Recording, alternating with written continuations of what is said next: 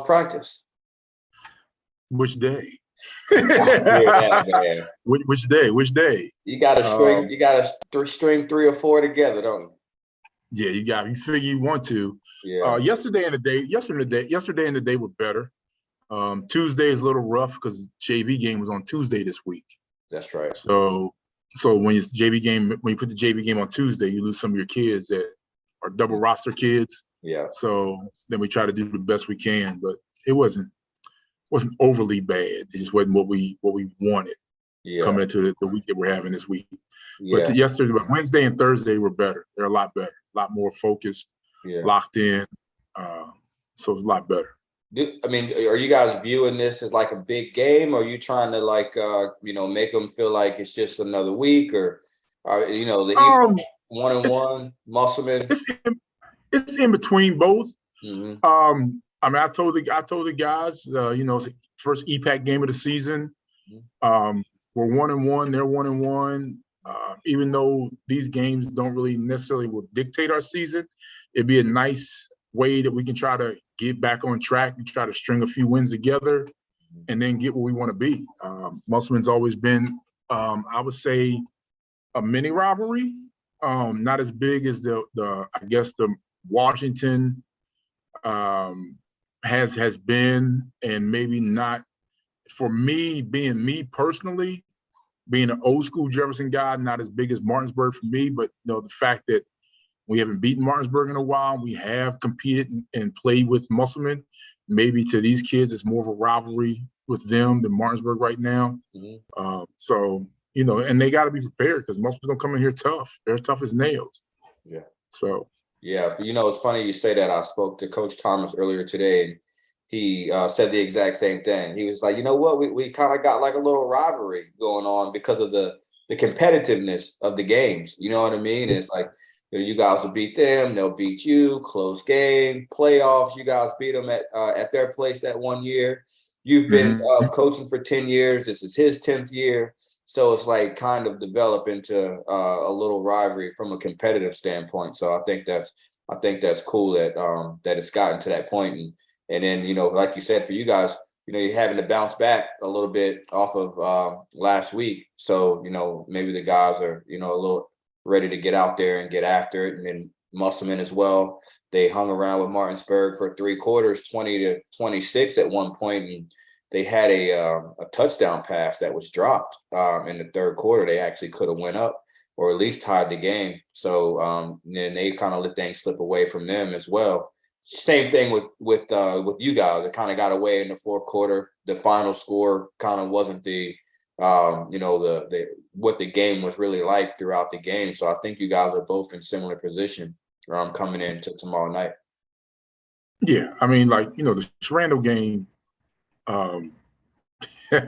we just can't have, 4 turnovers, essentially 5 if you count the onside kick they got. 4 turnovers in the game and expect to win, especially on drives where we had potential chances of scoring. Not saying 100% we would have scored, but we were in the position of being able to score. So that just can't happen, and you just can't turn the ball over like that and think you're going to win games like that. So we were minus 3 on the turnovers, and you can't win like that. Yeah, I mean, you had a couple of red zone turnovers as well, right? Yes, that's what I mean. Like a couple of them were in the red zone. Yeah. So one was when we were down 14-8. We had a red zone turnover. Then we were down 28-15. We had another red zone turnover. Then another red zone turnover when we were still down 28-15. So,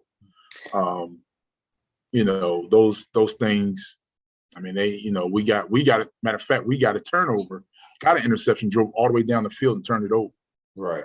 Yeah. I mean, so what about from you've got a fairly young team. I mean, I know you do have some seniors, especially at the skill position, but when you come across lows like you did last week with the turnovers late, turnovers in the red zone, and then the game got away from you, is the team morale, has it been good? Do you have leaders stepping up saying that, hey, we're good, it was only one game, let's bounce back? Or are you finding yourself and the coaching staff having to play that role?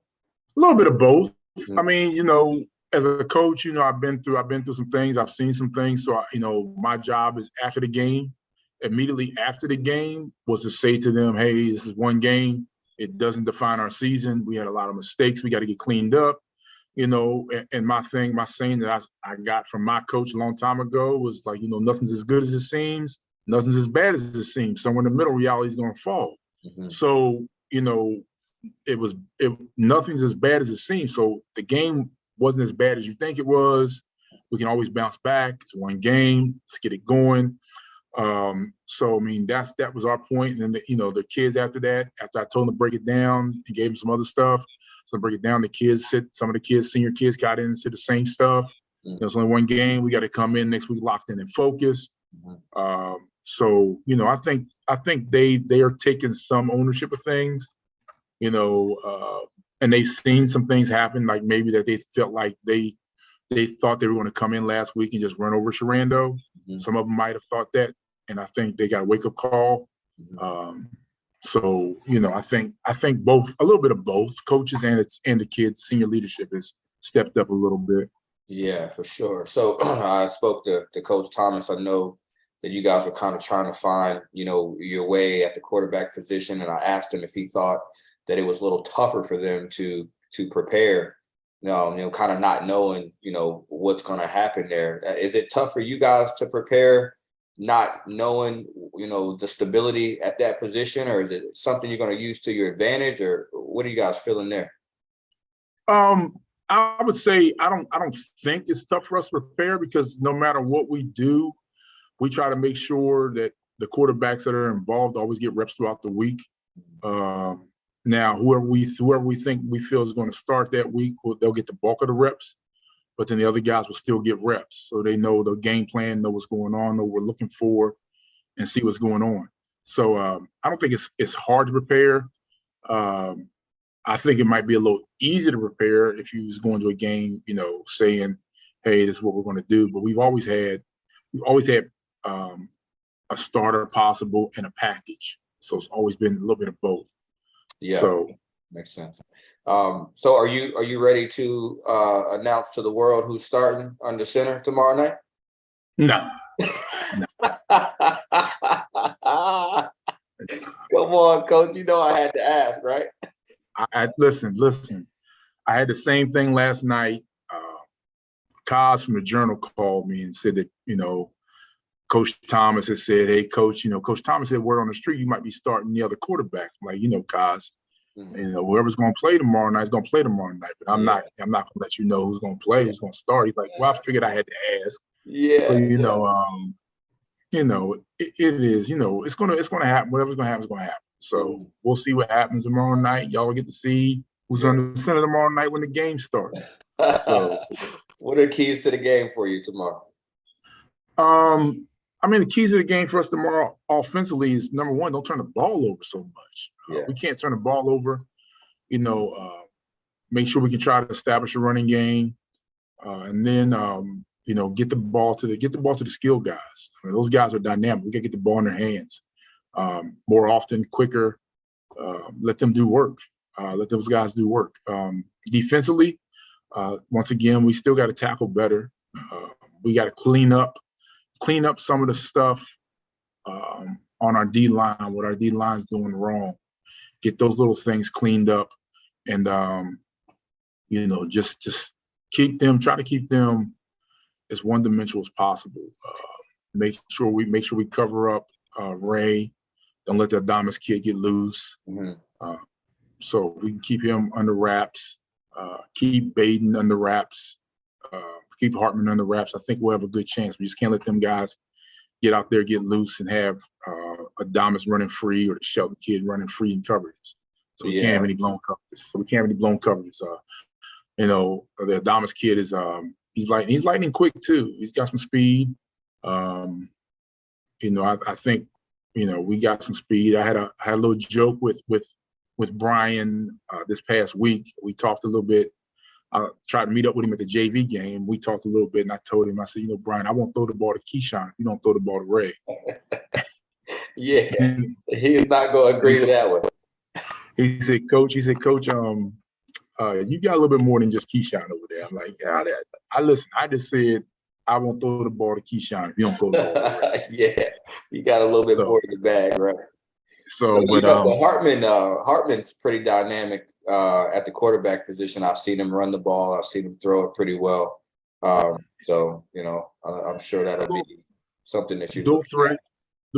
He can extend the play.